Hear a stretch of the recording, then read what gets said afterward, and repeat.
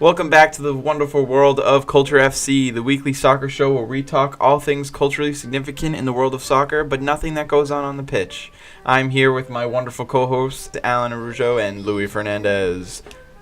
We had another great episode today talking about the MLS and its designated player rule. So we delved into the history of the designated player rule, whether or not it has been successful overall in the history that it's been involved in, and where we think it's going to go, and just learned a few things about the MLS. So apologies for any ramblings you may hear. It's a very interesting league that to this day we learn a little something new. So join us on this wonderful ride that is Culture FC as we talk about the designated player rule. As always, be sure to like, subscribe, comment. What are your thoughts on the designated player rule? What are your thoughts on Louis' Brazil jersey today? Anything, we want to talk to you. We want to hear what you guys think. We appreciate your comments, your criticisms, and everything you do for us because we do this for you. Be sure to like and subscribe wherever you may get your podcasts, iTunes, Google Play, YouTube, Facebook. And we also love to hear what you have to say. Is the designated player rule a worthy rule to have? Do you think that DPs are successful? And where do you see the DP rule going in the future? As always, we love to have you guys on board. Thanks again for listening. And let's get cracking!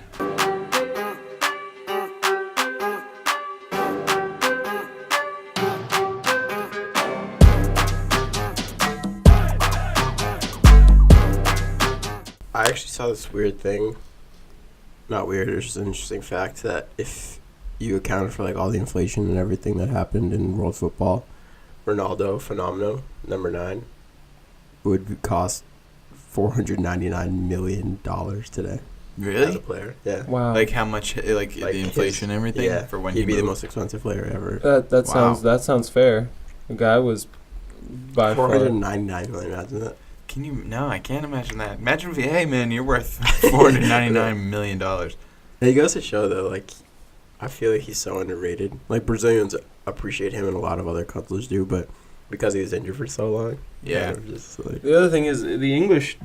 Very few actually rate him really that highly. yeah. I think Manchester United fans have appreciation for him because he scored a hat trick against them. They at gave home. him a standing ovation. Where did he move? Where was his big move to again? He Like, moved Everywhere. a lot, He dude. played. He's played both for Barcelona and Real Madrid, Inter, and AC Milan. His first move was PSV, right? He went Cruzeiro, PSV, Barcelona, Inter, Real Madrid, AC Milan, Corinthians. Wow. So I read the other day that, remember his little triangle haircut? Circle, half That's circle. whatever the half circle was. Yeah. I didn't know that was because everyone was talking about his injury or whatever. So he shaved his head so people would stop talking about that and focus on his I hair. didn't know that. I did not Yeah, know I that. read the other day. I was like, oh, dude, that's really cool. Before that World Cup in 2002, he had actually not really played that much over the past 2 years prior to that because he had 2 knee injuries back to back. So a lot of people in Brazil weren't really they were not excited. They were kind of scared. Oh, I can imagine, dude. But then he comes out and balls, scores 15 goals. It was, I think, 8 goals in one World Cup. And, yeah, it was pretty good. Before we get into it, I think there's that funny story of him, too, with the transvestite. Oh, so that great. story also gets just Great crazy overlooked, but I think for a good reason. It's one of my favorite, those, not urban myths, but, those just, hilarious stories about players. Yeah. It's one of the best. Yeah, without a doubt. By far. Okay, let's get into it. Lou, you want to give us the 3 topics today? Yeah, so the first one is, this one came about rather funnily for me. I was on Facebook the other day, and I kept seeing this video pop up. Every time I'd scroll by it, it would just pop up. It would just, every day I'd see it twice. And finally, I was like, you know what? I'm going to watch this video. And it turns out that, so the president of Iceland is taking out a Facebook ad for people in the U.S. who like soccer, trying to get the American soccer fans to support Iceland in the World Cup since the U.S. didn't make it. And it's a really funny little video, and it's basically the president of Iceland and his wife, the first lady of Iceland, who I actually believe the first lady of Iceland is American. I don't know this for a fact, but they showed her name in the video, and she has no accent. She speaks English really well. And basically it's like a plea of being like, hey, your team's not in the World Cup, come support our team. and that's kind of the gist of it. And it was really funny because it's their first World Cup, and I just think it's such a smart play on their part because their country is tiny. Their country has less than, I forget the number, I think it's like less than 300,000 people in the whole country. And so for a country that has the population that's smaller than New York City to be in a World Cup when the U.S. isn't, I think it's super intelligent for them to be like, all right, let's try and grab some fans from the U.S. Plus they get the underdog treatment. I think people Big just time. generally want to root for the underdog or people that, up against the odds. So then for them to do that and be like, they're accepting that and be like, hey, come on, guys, jump on board. I think it's sick, though. Like, Iceland has awesome athletes. Like, the guy that plays the Mountain Game of Thrones, he broke a world record for, like, deadlift. And like he's also like 1,000+ 27 or 28 years old. Yeah. Like, he's mad young. These But he guys looks are like crazy. He looks like he's 40. They just breed athletes. But I guess you live in a place with ice, you just, like, go to the gym and do weird shit. I don't know. Northern Lights are up there, so you're doing some weird stuff. Yeah. That's cool, though. I think I haven't seen that yet. You mentioned that story to me on the weekend, but I haven't. I want to see it. I don't know how to see it other than if I just go on YouTube. But like I wish that they would just pop it up on my screen. Yeah. Maybe I just don't like enough soccer stuff like this. But Yeah, I'm totally for that. I think it's a great idea, and I feel like they know that the masses of the United States love their Facebook, so why not try to pump into Little some extra propaganda. fans? Yeah. Well, my question is, for you, now that neither the Netherlands nor the U.S. are in the World Cup, who are you rooting for? So they're definitely on one of the teams that I want to win. Egypt, right? Didn't you say Egypt? Yeah, Egypt's up there as well. But other than that, I want England. So just because England, Egypt, and Iceland. maybe Iceland. Yeah, no, definitely Iceland. I think just because it's got that underdog factor. And when your team is especially not in the World Cup, you want one of the most underdog teams to win. Yeah. See, so they did a good job. You haven't even seen the video I haven't yet. even seen and they it, already and I'm converted already you. on board. Thanks, Iceland. Or I guess you converted them, Louis. You're the Yeah, you're the ambassador. I'm the messenger. Because I hadn't heard about it until Does this that point. mean I could get a job for the Iceland government or like the Send athletic them committee? Send them this clip afterwards. Maybe I'll get a job with them. So the second topic is, saw the story. Apparently Usain Bolt is training with Borussia Dortmund. And I don't know, the question is it a marketing stunt for Puma or is he really, really trying to actually play for Dortmund? He's been talking about it for years, how he wants to play professional soccer and saying that it's a very big passion of his. He's a really big Manchester United fan. But he's always talked about how he really wants to play professional soccer. Yeah.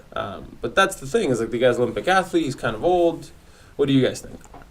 I think it's him abusing his power, kind of. Like, he's just this celebrity who's known for being really fast in a sport that obviously loves a fast player. But it's just stupid. Like, he just spent basically his whole career trying to get this move to a team.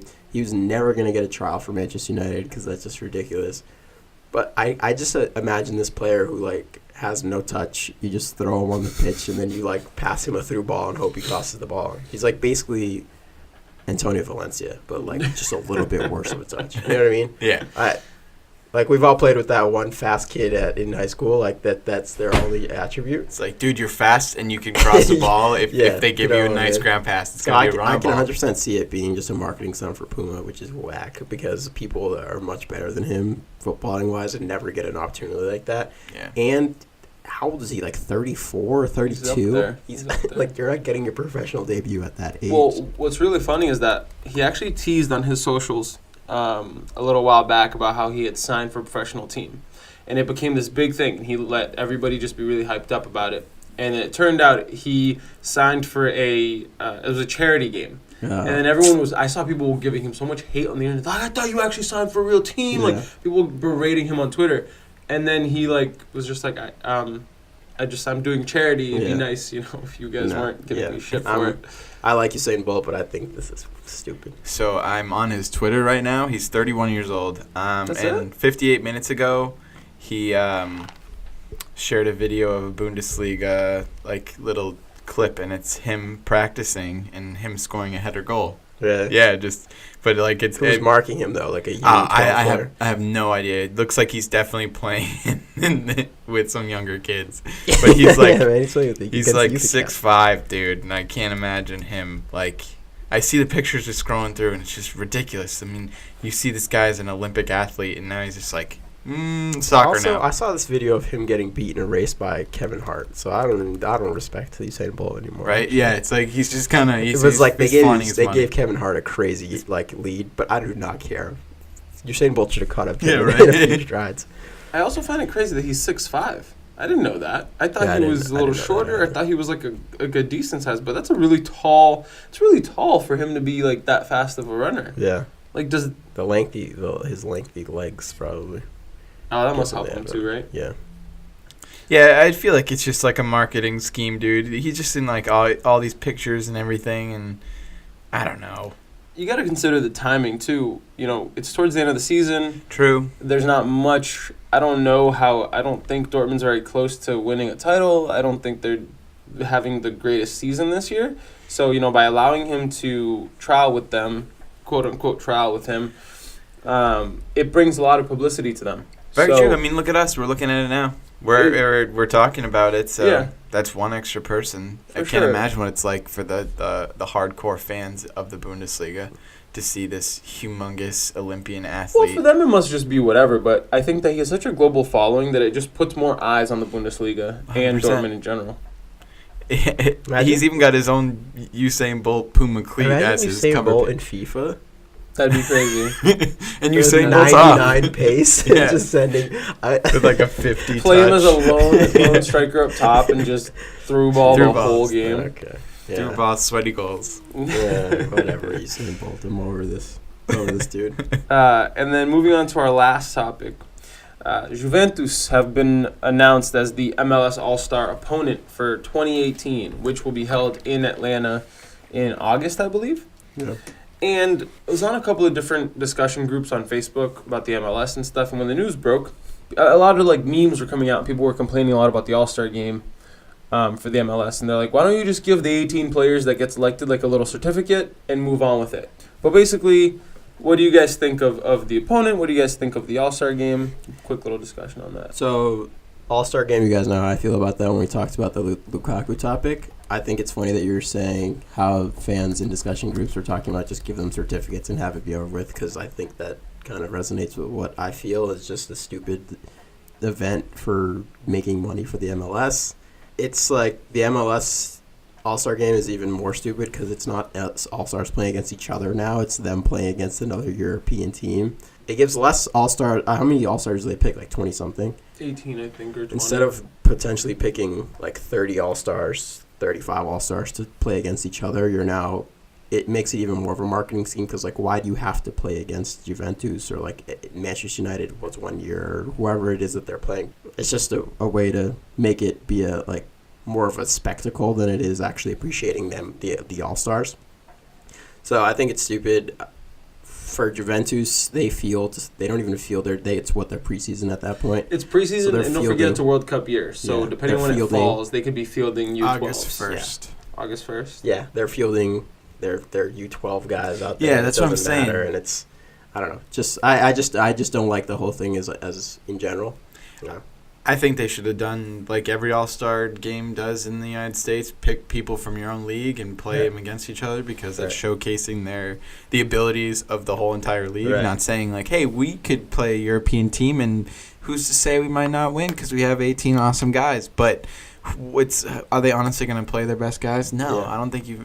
Yeah. I think your point right now is probably the most interesting to me is that the MLS can look at its entire public and go, hey guys, we have Juventus, they're about to win their 7th like Serie A title, whatever, and we could beat them. And you're like, no, you can't. No. But you're fielding your All-Star guys. But even if they do beat them, it's like you beat their B team. Like no one's ever going to be like, oh yeah, you beat Juventus A team, or it's you beat them during preseason. Why does it matter? So there's always I think it's more of a negative thing than a positive because it's such a surface level argument of like, oh, we could beat them. Like, no, you can beat their 3rd string team maybe.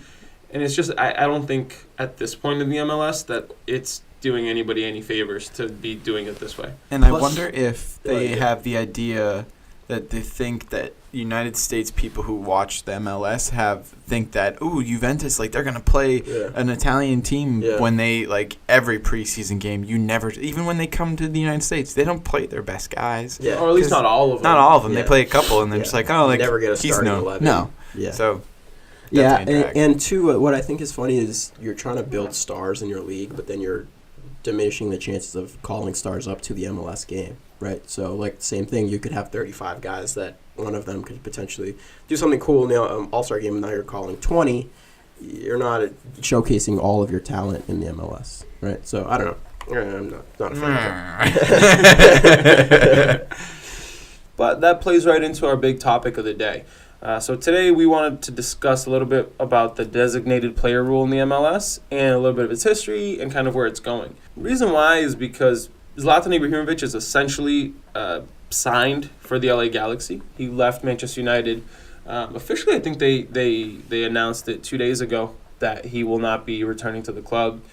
And all signs point to him signing with the Galaxy today. And so we wanted to basically examine how he's actually considered more of the exception nowadays and not the standard anymore. You know, in terms of older star player coming to the MLS for a last paycheck.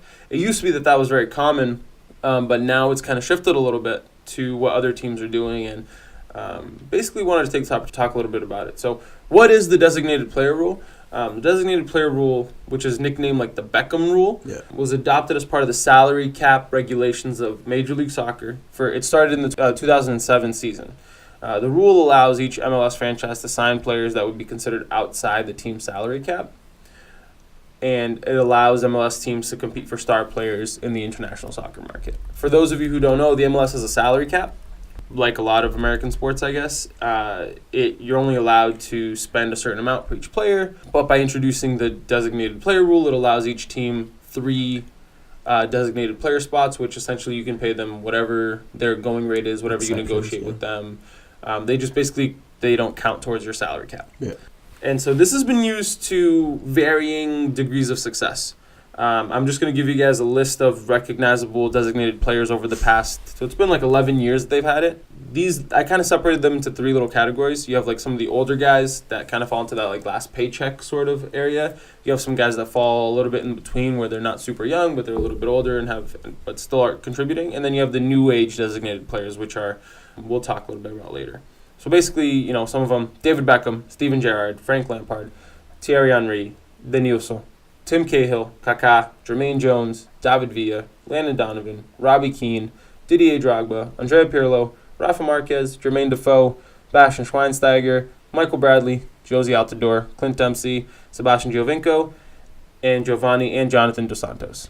So that's like a little bit of a overview of some of the most recognizable designated players over the last 10 years in the MLS. But then you also have basically where the MLS has taken it in the past couple of years with all of these really young, new age kind of designated players. So, you know, you have Atlanta United's basically their whole front 3, which is made up of their designated players with Josef Martinez, Miguel Almiron, and they actually just broke an MLS record to sign a 19-year-old to be one of their designated players in Ezequiel Barco. Yeah, Argentinian kid, 19 years old. It was the most the MLS has ever paid on a transfer because he still had his contract in Argentina, I believe, or wherever he was playing prior to coming to the MLS. And basically they broke a record to sign a 19-year-old, which is something that the MLS, no one ever thought they would do. Yeah. And then you also have a couple of other guys like Carlos Vela, Diego Rossi, Paul Arriola, Milton Valenzuela, Albert Rusnak, and Jesus Medina. These are all like really young guys between the ages of 19 and 24, which have been signed to designated player contracts and given really big contracts. So basically the way I wanted to break it up is kind of talk about a little bit of the history of where all of this started, why it came about, and get your guys' opinion on or whether or not we think that this designated player rule was worth it for the MLS. So, you know, the MLS was a growing league, started in 96. About 10 years later, they really wanted to put some star power on the map. They came up with a giant contract. They wanted to get David Beckham. He was interested in coming to the U.S. He saw it as a very big, viable market for him in terms of his personal brand and also what he could do.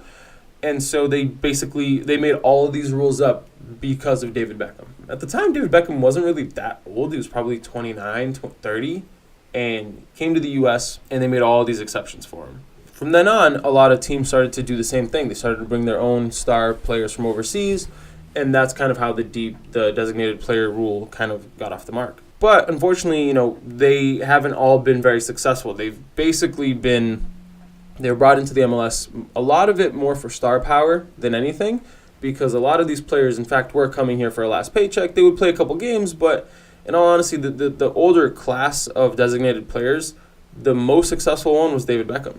Him and Robbie Keane, but other than that, and Landon Donovan, but they're all basically all at LA Galaxy, but most other players didn't really win much when they came over. They were basically just doing it for the marketing power for the league. You have Frank Lampard played a season in New York City, but really didn't do much at all.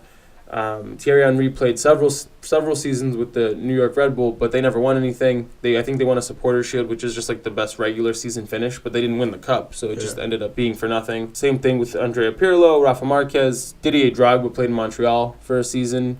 Played pretty well to start, but then it ended up not really going anywhere. So basically the question is, have designated players been successful overall? I don't think so, but I'm not sure if that's a fault of designated player rule. I think it's just been a fault of using that rule to attract players more as a marketing ploy almost. I don't think that a lot of these guys, if you're looking at it, I'm thinking in terms of, do these players fit into the club? I think that sometimes teams are just getting these players because they're big name players and they want to fit, and they want to attract more eyes on the club, which is okay. But if you're looking at it in terms of designated players signed to trophies won, it hasn't been that successful. If you look at it from two different perspectives, in terms of winning things, it hasn't been successful, but in terms of gaining popularity for the MLS and or the club that they're going to, it has been pretty successful. Because I remember the David Beckham when he came. Obviously, that's probably been the biggest star that's moved over. That was, ESPN breaking news, something that was repeatedly being brought up, and ever since then, it's become a little more mainstream. But it's opened people to the MLS a little bit more, which I think is a positive in terms of just sports recognition. But in terms of competition, obviously, it hasn't been that successful. I personally think it is a device to allow these old fleeting players the opportunity to still continue to make money and not sit on the bench at wherever they are. They are obviously idolized by the small majority of fans who know their careers outside of the MLS. But I honestly think that it's a stupid idea to waste money on a player who probably isn't going to have the same fire and fury that they had in their previous years at bigger clubs with bigger stands, bigger stadiums, everything, more people to watch them. I think it's a nice idea, though, to kind of showcase, this is what the United States might be able to be sometime down the future. Like, these guys are in their older age and they're still really good. But I think you could spend that extra designated player money on more development, and it's like almost bringing a circus clown onto the pitch. It's like, ooh, check out this guy. You hear about his history, he's really good. But then there are guys like Kaká who can bring together a whole group of people. It's definitely case by case, but overall, for sure, it's stupid. But I think it's funny. Sorry, just real quick. I think it's funny that you bring that up because when I think of kind of sitting on the bench and just being this kind of lazy player, I think of Pirlo. When he came in, he made a few comments kind of bashing the MLS, and he's even been criticized towards the end of last season for just being lazy, not defending. Being kind of this laissez-faire guy in the middle of the field, which he plays like that, but he was being extra kind of just lazy and not really caring. So as great of a player he is, you can kind of see it in his body language that he just wasn't all there and kind of just doing this as his final hurrah. So I agree with that. I think that it's definitely something that players were just doing because and we've even seen it with Robert Lewandowski, his wife coming out and saying, yeah, we'd like to end our career in an MLS team, but it's because the power that the U.S. market has in terms of marketing ability. And just money in general. Yeah. So back to B's point about where would you rather put your money, in these designated players or maybe on other players on your team that, maybe they're not designated players but they're producing more. One quote I saw is, would you rather pay the Impact's Ignacio Piatti $425,000 per season, or would you rather pay 16 times more than that for Sebastian Giovinco? And the reason is that Ignacio Piatti on the Impact has been producing at a super high level, whereas Giovinco has been producing at a super high level, but in terms of production, they're pretty even. Just that, Giovinco makes 16 times more than Ignacio Piatti. It's that question of, are you paying them for their footballing services, or are you paying them for their marketability and star power? I think that it's a really interesting conundrum that exists within the MLS, is because they want to accelerate the league's growth in terms of popularity and stature within the U.S., but also wants to be a very high-end league. I think that you can see the impact of DPs. You know what I mean? You have Kaká, who went to Orlando City, and their first season, they packed that stadium, It wasn't to the level of what we've seen with Atlanta, but it was higher than most MLS stadiums and most MLS teams. Especially for an expansion team, having Kaká on board brought so many people in Florida to support Orlando. One interesting quote that I found is, when Drogba, or insert your favorite mid-30s star here, comes to the MLS and dominates, the talking point around the soccer world is that the quality of the league is low. If he struggles, however, it's because he's too old to succeed and made the decision to come only because he didn't have better options. There's no way for the MLS to win. The focus on older players makes it all too easy to perpetuate the retirement league narrative. So with that quote, you kind of see the conundrum, and it really illustrates the issue that exists between these DPs. So do you think that... And just before you ask a question, I think that also plays in with the MLS All-Star Game idea that was brought up, right? It's the same thing of there's no win-win.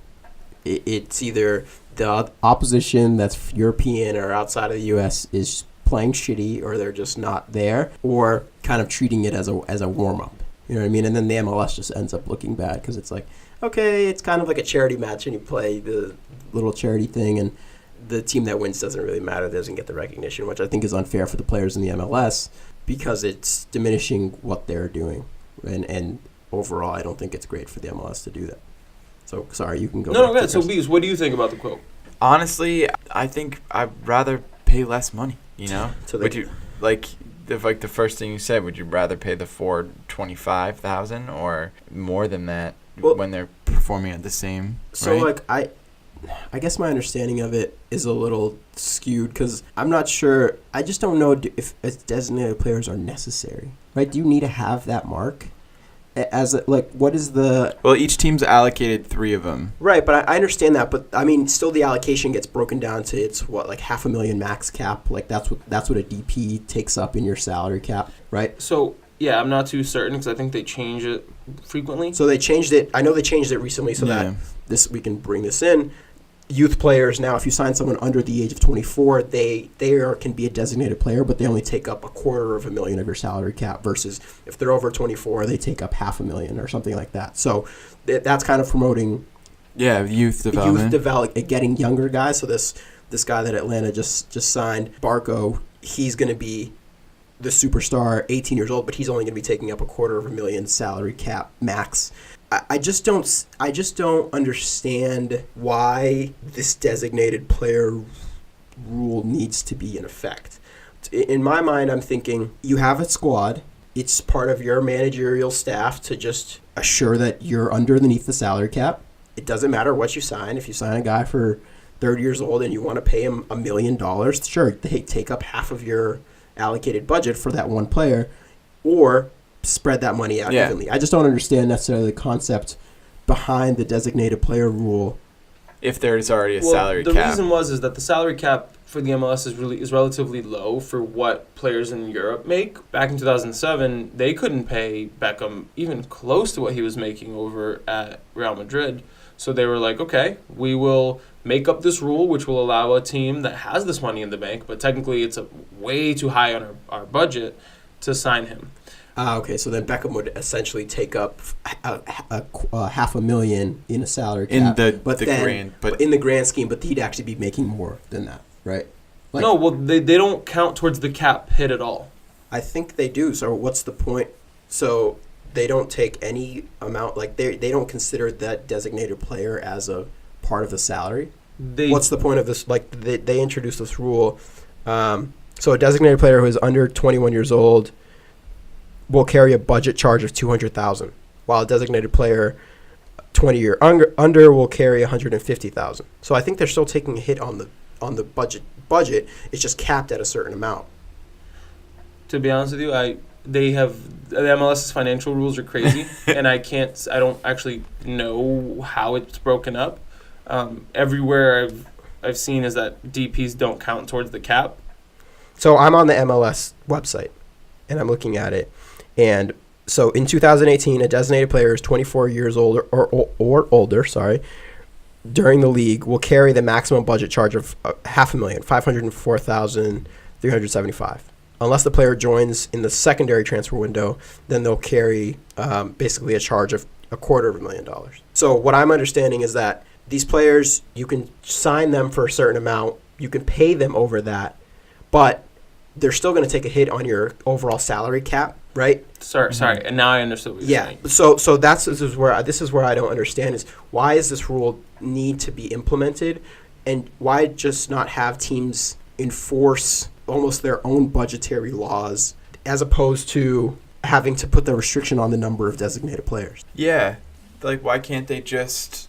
I don't know if that's just coming out across the correct way, but you know what I mean? Like, if you have 20 players, divide the money evenly, like your superstar gets this amount of money. And then you pay them at whatever else the other outside guys, of that. Yeah, I'm just not sure I understand kind of the concept behind it.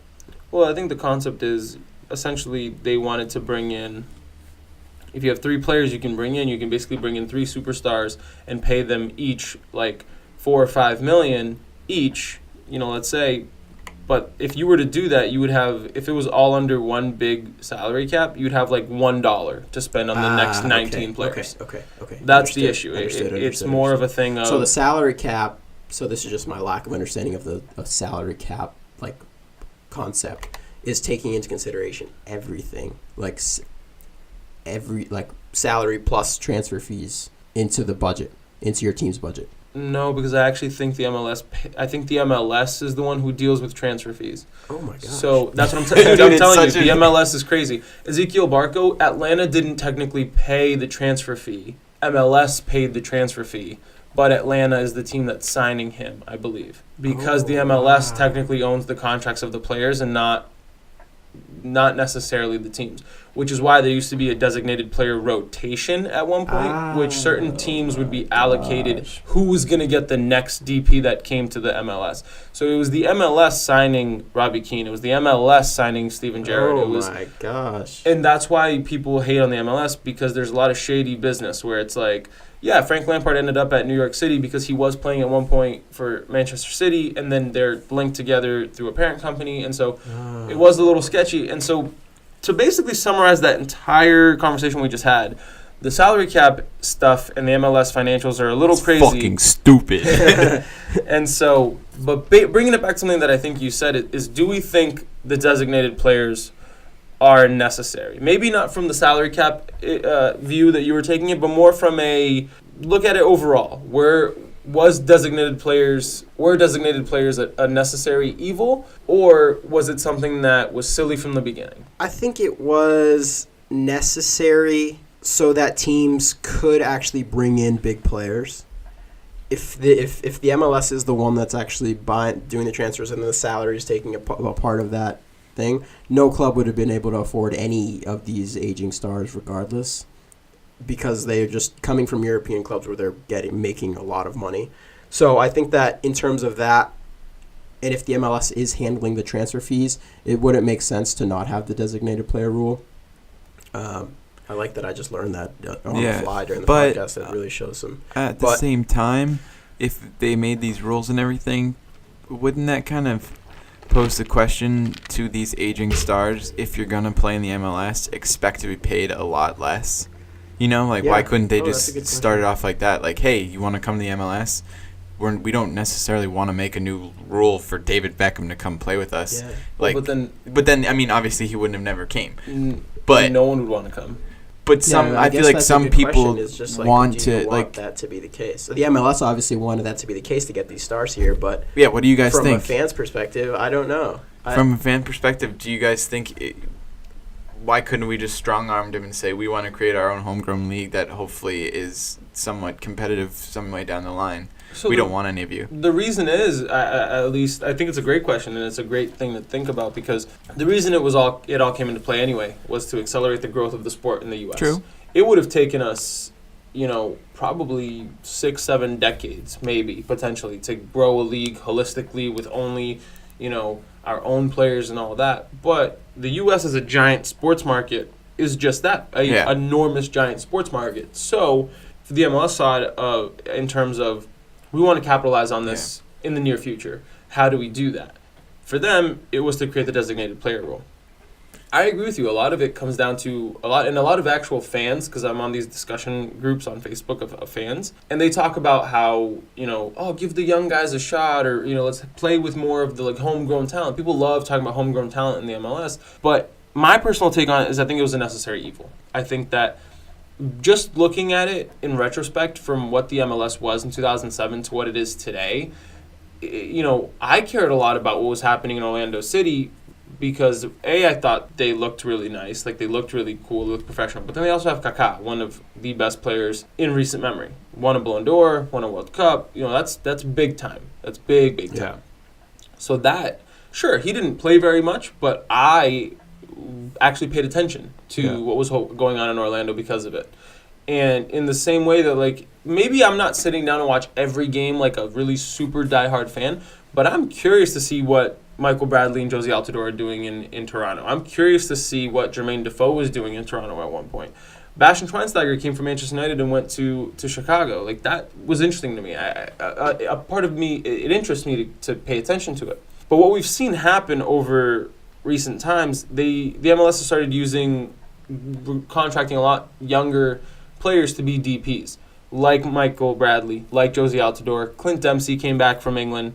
He's a little bit on the older side now, but, and signing Sebastian Giovinco. So shifting the conversation from the old DPs, like David Beckham and all the players who really didn't do much, who were just here to attract, star power. I think there's this middle group of players who do a little bit of both, where they're still producing on the field, but also bringing in that recognition, be it with Michael Bradley, Josie Altidore, Clint Dempsey, and Sebastian Giovinco. I think those are currently the biggest core, and actually Carlos Vela as well from LAFC. These are a little bit more recognizable guys. They're all internationals for their countries. Carlos Vela's played so many times for Mexico. People know who he is, but they didn't sacrifice the product on the field, which is what was happening with the older designated players. You were bringing in these star players who could still produce. Michael Bradley was playing for Roma, pretty big club. Josie Altidore was in Sunderland, he was in England. Clint Dempsey, I believe the last club he played for was Tottenham. Giovinco came from Italy. These are all players that were in relatively their prime, and this trio of Sebastian Giovinco, Michael Bradley, and Josie Altidore were the first trio that were actually really successful as designated players. They won the MLS Cup last year, and they were the first, aside from David Beckham, of course, and Landon Donovan when they played together, these were the new age DPs that actually came together in their prime to play and win in a league that has actually gotten a lot more competitive since David Beckham has been here.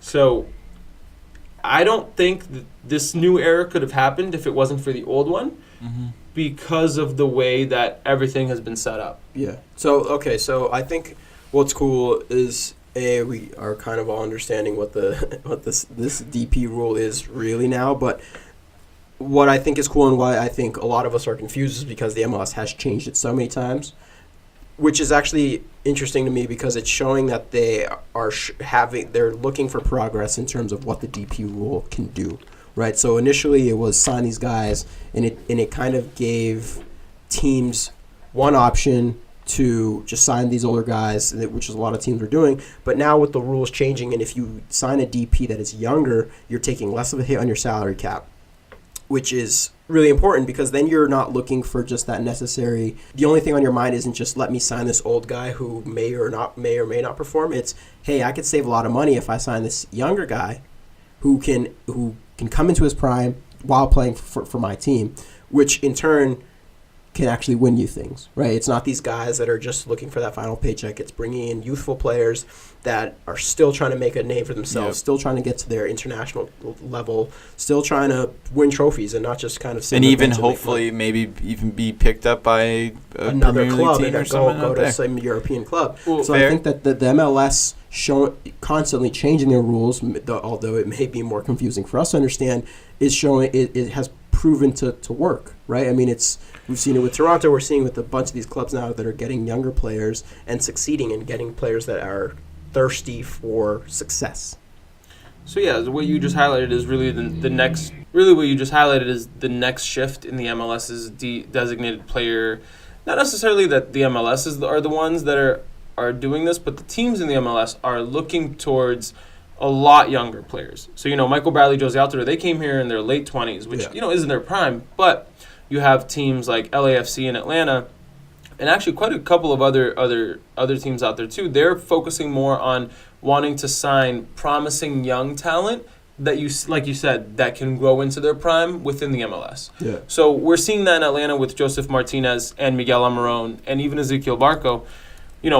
Josef Martinez, he is 24 years old and he is only one hat trick away from tying the all-time MLS hat trick record. So if he gets another one, it hits 5, and that's the record.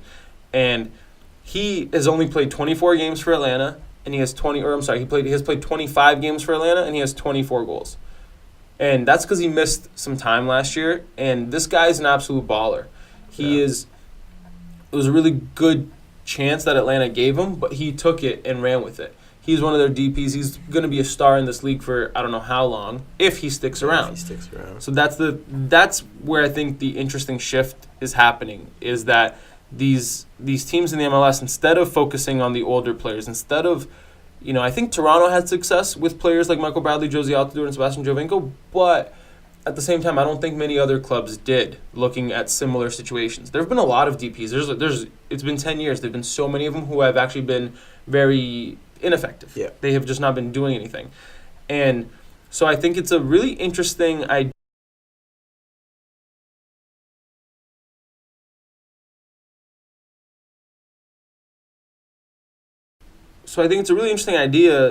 That these teams aren't looking for older players anymore. They're looking to take chances on young players who they hope will be able to come into their own in their team, which I think really translates to what you were talking about before, which is to make a holistic league, to make it a very interesting, compelling league to bring young players into.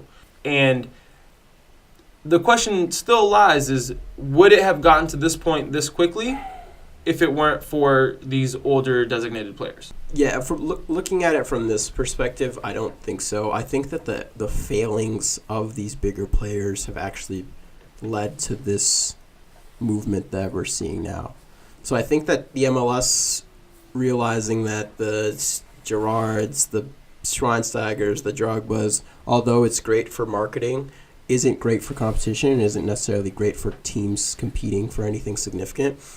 And that's why they introduced this rule to make it less of an impact on your budget if you're signing younger players, taking risks on younger players, because it allows for more growth and development in the league, right? It allows for competition. It strays teams away from signing the Pirlo, who wasn't going to really give it 100%, and sign this Argentinian kid, for this 18-year-old Argentinian kid who still has a lot to play for, still has his whole career to play for, and will give everything he has to compete.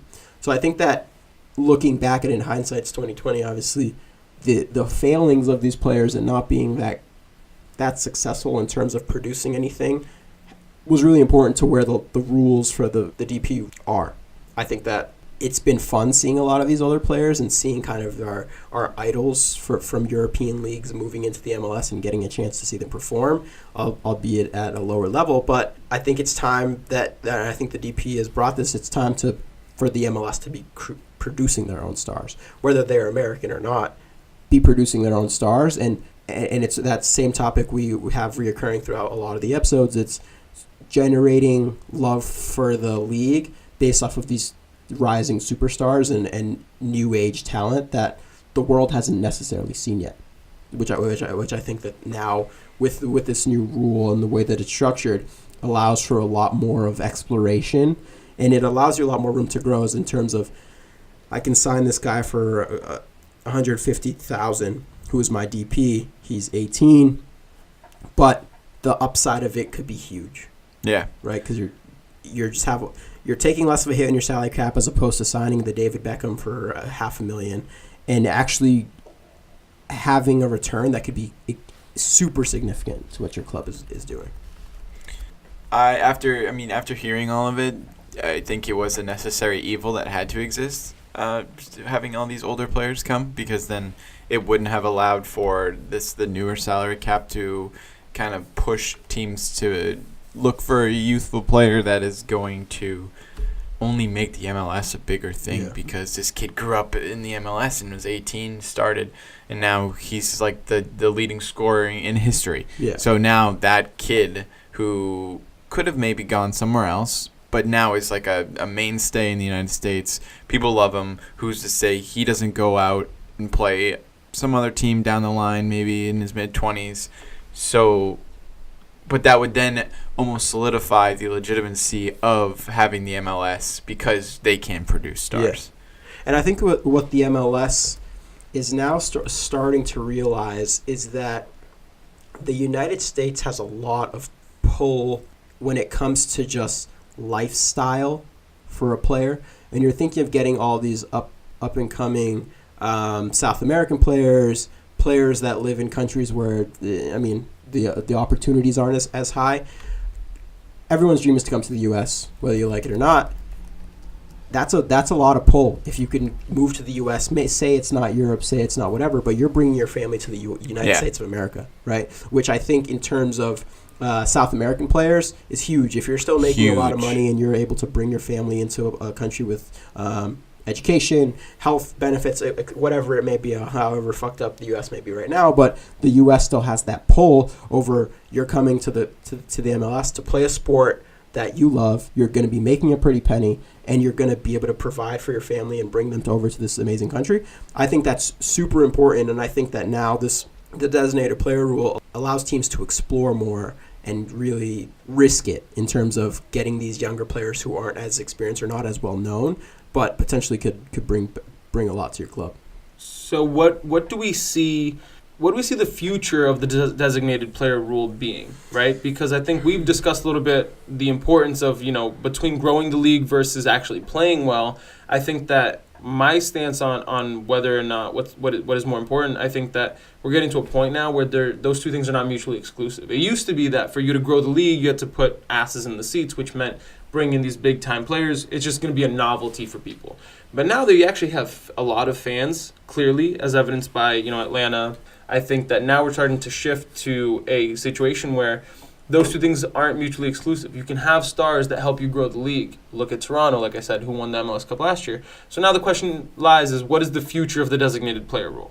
In terms of just structure or like what it does for the league? A little bit of both. Like, what do we see the future being? Do we see how are teams going to be going after designated players? Do we think the designated player rule continues to remain in effect?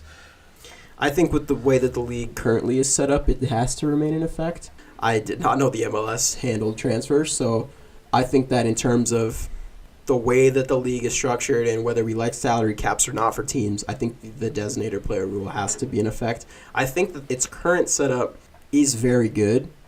I think that there can be some leniencies in terms of age, because right now it's over 24, which is a lot of players don't come into their prime yet, into the 24, and if you're taking that big of a hit, $500,000 for someone over the age of 24 could be a lot.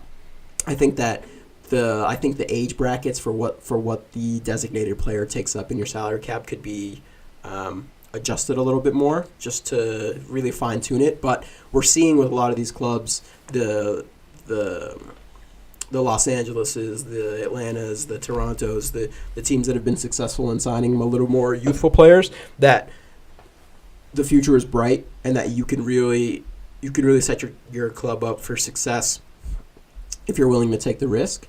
Obviously a calculated risk, but I think that the way that it's set up now really allows teams to experiment, take that risk, and potentially fight for the MLS Cup.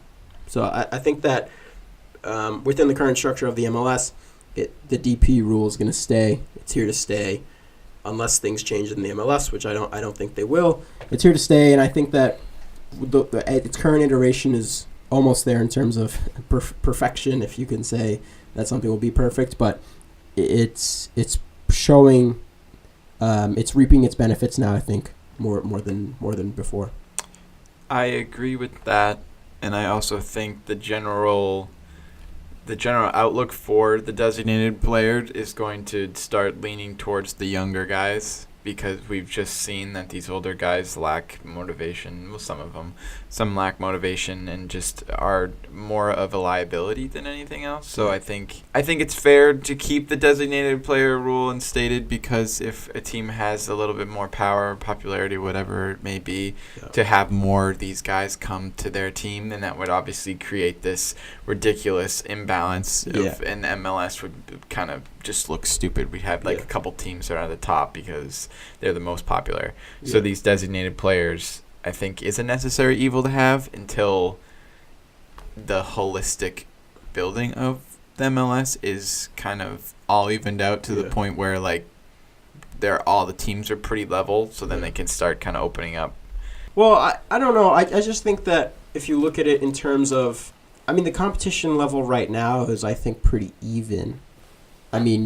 It's one of the leagues where it's not necessarily one team wins it every year. True. We've seen the Galaxy kind of shit in the bed a little bit over the last few years. I think in terms of balance, it's a good balance. You have some teams that are more dominant than others during regular season, but with the way that it's currently set up, you can't say that every year one team is going to win the cup. So I think in terms of balance that way, it makes sense, and the DP rule does allow for that, right? Or else the Galaxy would just get every single player that's going to come, even though they still seem to be getting all these big name players.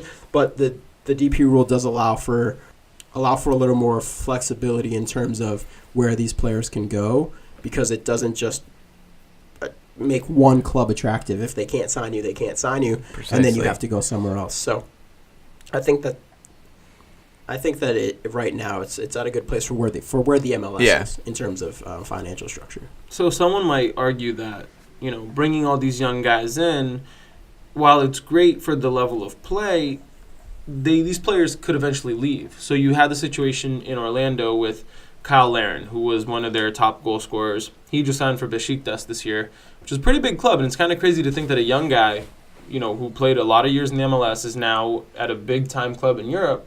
And he came from an MLS club. So they're saying, if they move on, that's not necessarily good for the MLS. Our stars are gone. So, Josef Martinez is killing it in Atlanta, but what's stopping, let's say, Sevilla or some other team in Europe from scooping up Josef Martinez, and basically now he's gone from the MLS? Is that necessarily what the league wants to do? Right. So this goes in more into the idea of the MLS structure as a whole. I think that if the MLS is controlling transfers and teams aren't reaping anything from big sales and they can't set prices. No, I think they are. It's such a complicated system that I really don't know. But they're not making the money as if some team were to potentially own them, right? If they had bought them, they own that player, and then say some Sevilla comes in with 50 mil and wants to buy them, they don't reap all the benefits of that, which actually I think ends up hurting the club. Right, so I think if this is a whole different debate in terms of is the structure correct? But I think that that's the downside of it. Yeah, the players can go somewhere else and make way more money, or just be in a different league completely. Right, you want to go play for that dream European team. If the teams don't have necessarily saying power. Right, because if the MLS is handling transfers, the teams don't necessarily have all the power in terms of what they can ask for, and they might not be reaping all the benefits of that. Yeah, the teams could become the MLS teams could become a breeding ground for really good players if it gets to that point where a feeder where league. We're picking up South American players or picking up players from different countries, raising them up, raising their level, and then European comes in, plops them right out of the MLS, which I think. That's not great for the MLS. But is it necessarily a bad thing? Because it could be that, the MLS starts to raise all these players, they start being really good. That actually ends up helping in the long term, people's views on the MLS.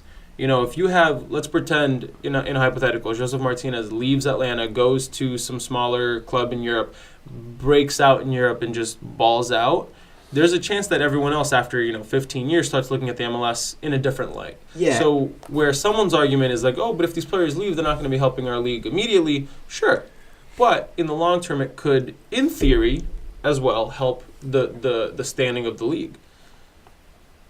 Yeah, I definitely think it depends on which standpoint you're looking at it from. From a fan's perspective, it's not great to know that the league and or your team is just a breeding ground for other players, because you're just losing your best talents year after year after year.